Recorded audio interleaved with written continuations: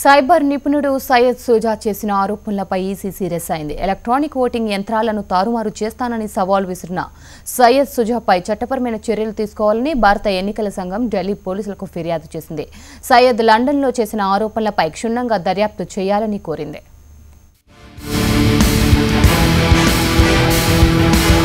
ప్రస్తుతం భారతదేశ రాజకీయాలు సయ్యద్ సుజా చుట్టే తిరుగుతున్నాయి. ఈవీఎంలను సులభంగా హ్యాక్ చేయవచ్చని, గత లోక్సభ ఎన్నికల్లో ఈవీఎంలను ట్యాంపరింగ్ చేయడం వల్లే బీజేపీ గెలిచిందని సంచలన ఆరోపణలు చేశారు. దేశ రాజకీయాలను షేక్ చేస్తున్న ఈ అంశంపై ఎలక్షన్ కమిషన్ సీరియస్ అయింది. ఈవీఎంలపై అసత్య ప్రచారం చేస్తున్న వారిపై చర్యలకు సిద్ధమైంది. ఈ క్రమంలోనే సయ్యద్ సుజాపై ఎఫ్ఐఆర్ నమోదు చేయాలంటూ ఢిల్లీ పోలీసులకు ఈసీ ఫిర్యాదు చేసింది.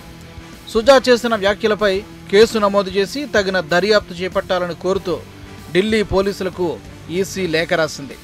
ఈ ఆరోపణలు మీడియా ద్వారా తెలిసాయని, తాను ఈవీఎం డిజైన్ టీం సభ్యుడినని సయ్యద్ సుజా చెప్తున్నారని ఢిల్లీ పోలీసులకు చేసిన ఫిర్యాదులో ఈసీ పేర్కొంది.